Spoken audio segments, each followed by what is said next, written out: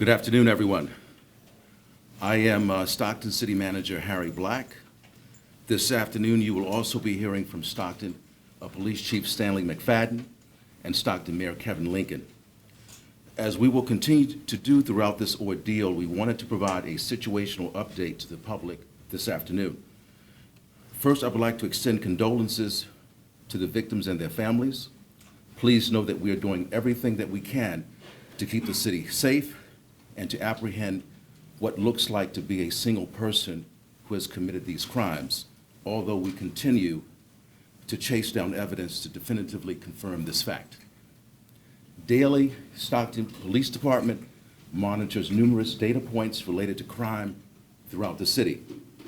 As such, we know what the city's historical patterns are when it comes to crime, not unlike how we know about our own personal health. As we know ourselves, we know our city as it relates to crime. Through its daily data analysis protocol, Stockton PD has discovered an irregularity in the standard pattern of crime this year. This series of homicides is abnormal for Stockton, and as such, Stockton PD has stood up a task force, including its own resources and resources of our external partners. Chief McFadden will talk more about this shortly. In addition, we are offering an unprecedented $95,000, now $115,000 reward for information that directly leads to the capture of this person.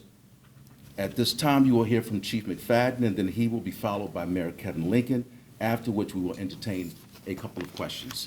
Chief.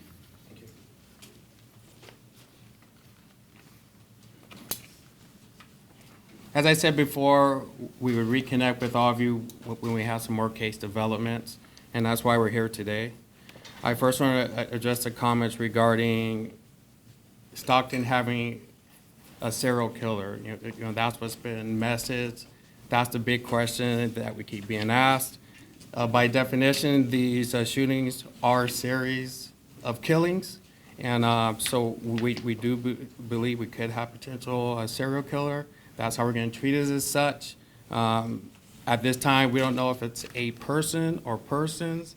As I said before, we have absolutely no evidence that connects a person or persons to any of these incidences. But we are still receiving tips, and we still will continue to review those tips, and hopefully more information will come forward.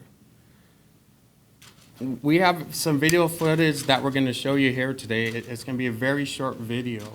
And when you all see the video, I want you to pay close attention to the uneven stride that this person has.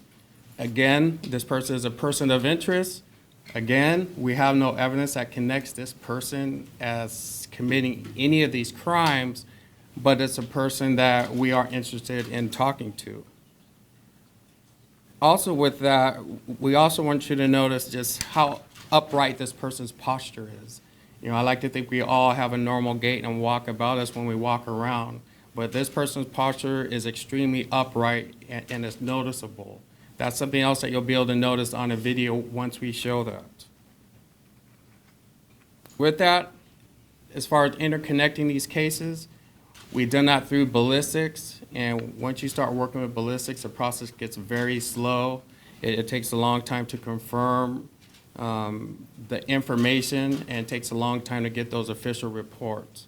But we do have ballistic evidence that are linking our cases, and accompanied with some video footage as well.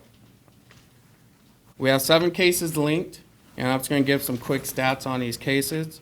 We find that the average age of the victim is 42. We find that the sex of the victims are mostly male. We also find that the races are mostly Hispanic as well. I'm going to talk about the days between these incidences that we believe may have a connection. Between the incident 1 and 2, there are 6 days. In between incident 2 and 3, there's 448 days, which is quite some time from when the incident 2 happened as compared to when incident 3 had occurred. Between incident 3 and 4, it was 34 days. Between incidents 4 and 5, it was 19 days. Between incidents 5 and 6, it was 22 days. And between incidents 6 and 7, it was 6 days. Of these 7, one of them occurred outside the city.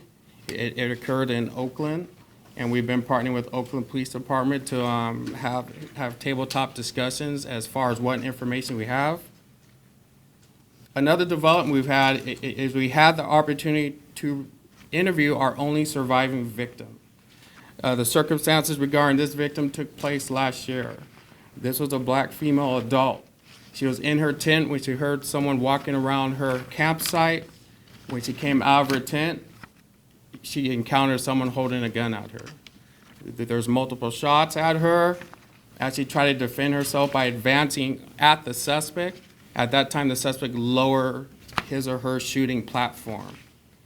She provided us a description of what she believed that person was at the time of the incident.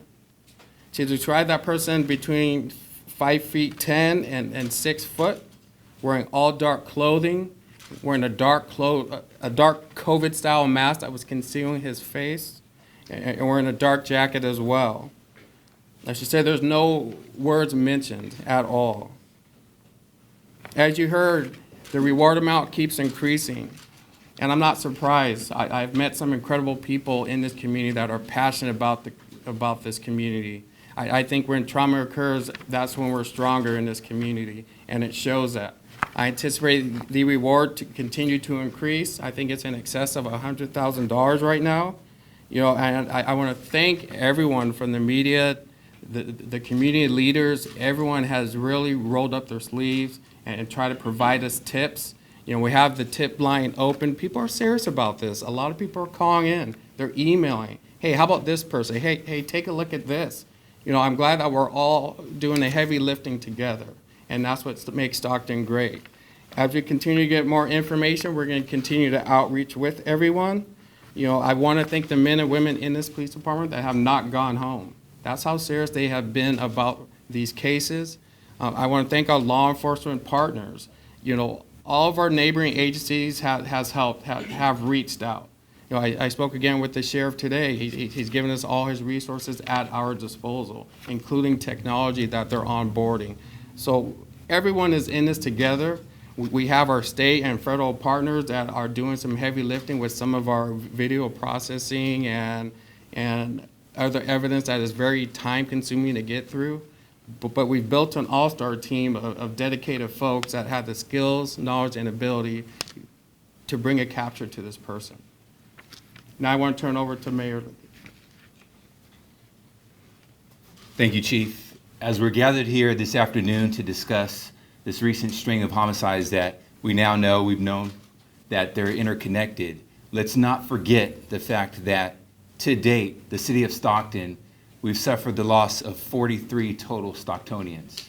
There's not a word that can be said, there's nothing that we could do that will bring back those lost loved ones. So my deepest and heartfelt condolences to the families of those victims of the senseless act of violence. There's one thing I know about the city of Stockton is that we are resilient.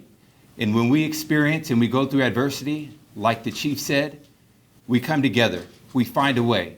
We've had to do that over these last few years, beginning with COVID and now to where we're at today. So my expectation, and I know that that is not going to change for the city of Stockton. The chief has mentioned just a moment ago, he's assembled a task force of professionals and experts that I know will not stop until justice is served. But the bottom line is we cannot do this without the help of the community. I want to thank our community partners, because this is a public-private nonprofit partnership that's taking place right now in order to bring justice to those families who deserve it right now, who've lost those loved ones. That's the least that we could do for these families, is help bring some sort of justice and closure to these families. And a big part of that is getting this individual or these individuals off the street. And that's what we're committed to here in the city of Stockton. So, to the constituents and to the residents of the city of Stockton, you're empowered. You're empowered right now to submit information that you may know that leads to the arrest of an individual or individuals that are responsible for these murders. to the small business community that have stepped up and have donated generously to the city of Stockton to aid in these efforts, thank you very much. To our faith-based community that continues to pray every single day, thank you for the sacrifices that you're making. Thank you for holding this city up. We cannot do it without you. And I want to encourage you to continue to do those things, because we know that it takes work to get these things done. And that's what we're committed to in the city of Stockton. That's what the chief and the team of professionals that this city has with the Stockton Police Department and our outside agencies that are partnering, that's what they do. That's what they do. So community, continue to do what you're doing in this process, and we're going to continue to do what we're going to do in this process. God bless you all. God bless Stockton.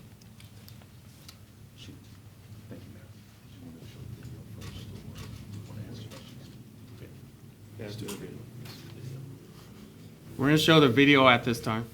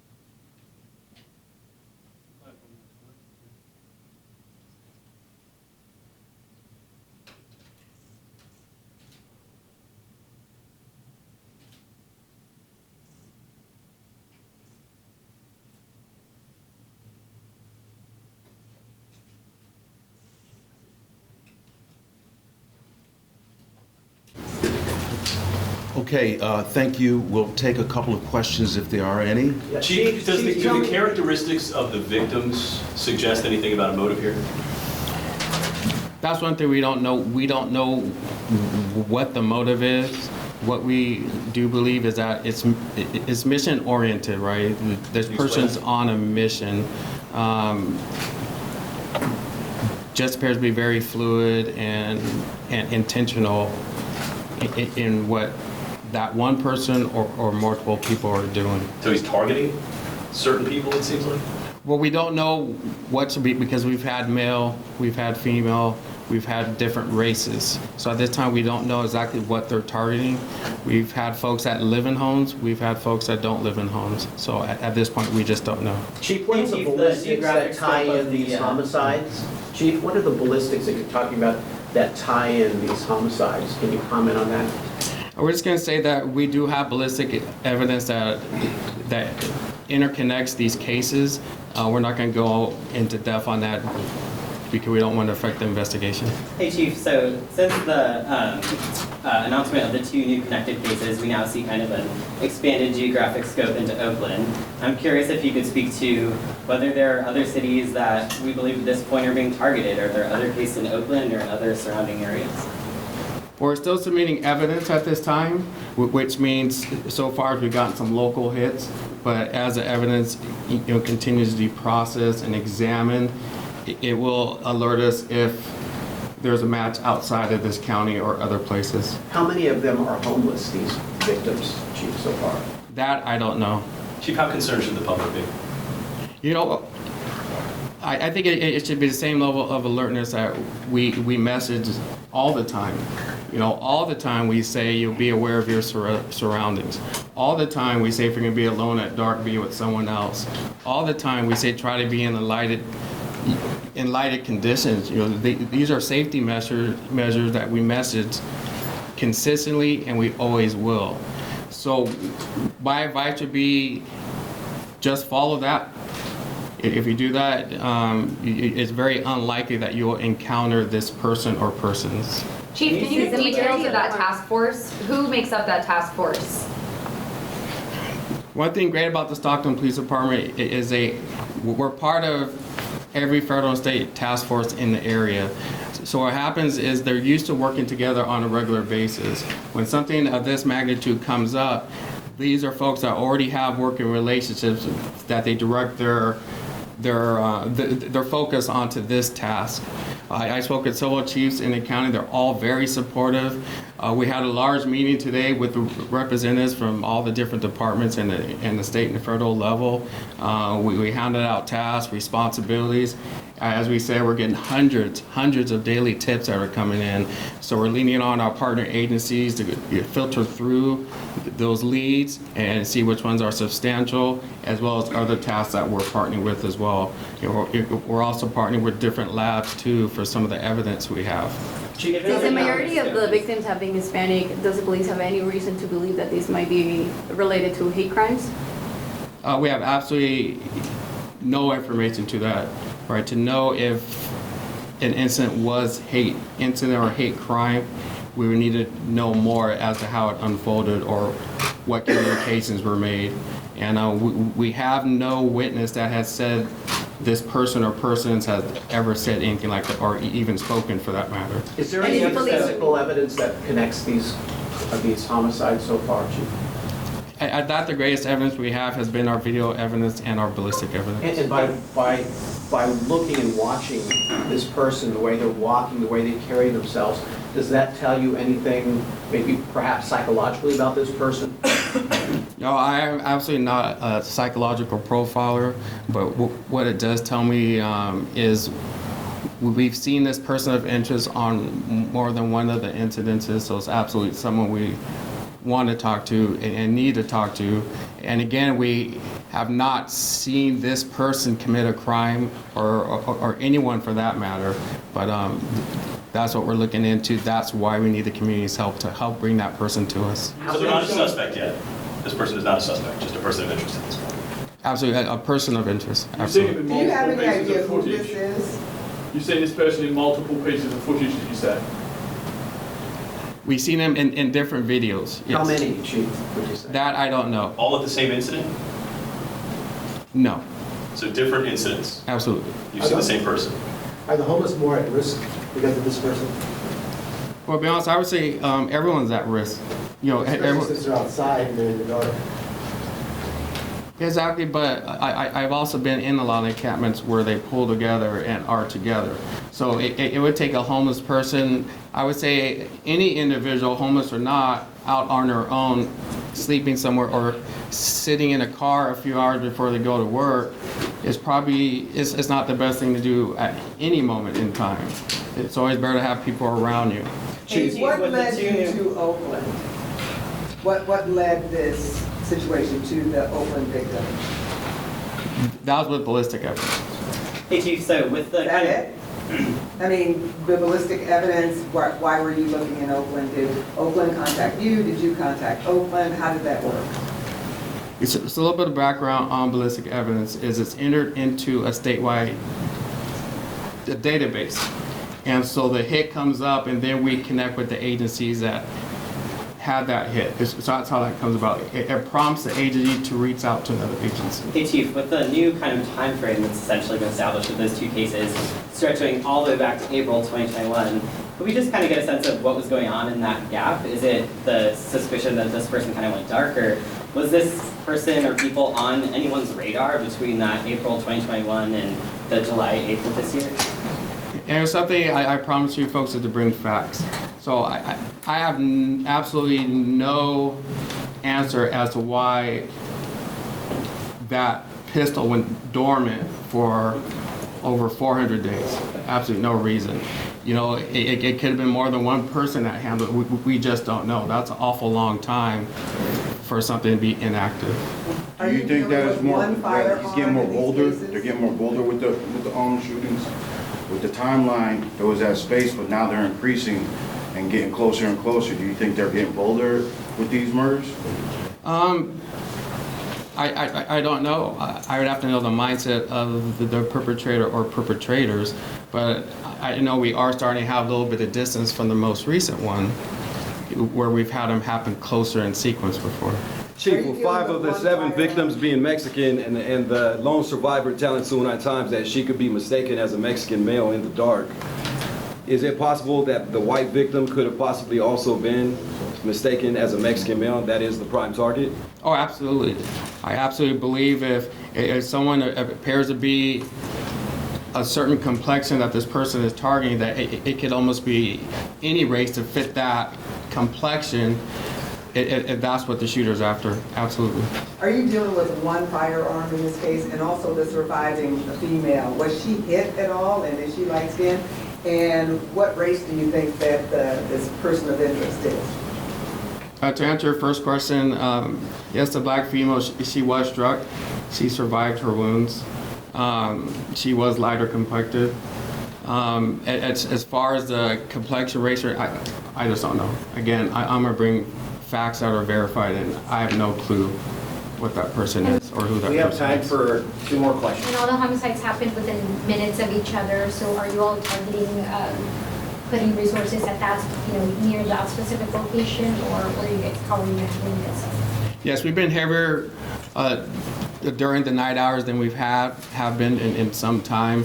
We have task force, we have all sorts of resources that are on the streets after dark during these hours. Do you have DNA in this? Any DNA?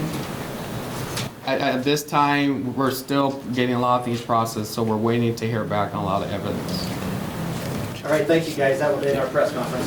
Thank you. Yeah. Yes, I just wanted to correct something that was mentioned earlier. I was just brief, and going back to the incident that involved a black female, she had actually biked to the Cameron area and was near a tent when it happened. So she was never inside of a tent and didn't have on, she was coming out of a tent. So I just wanted to get that out there and clarify. She was never inside the tent. The whole encounter happened outside the tent. Okay? Thank you. Thank you.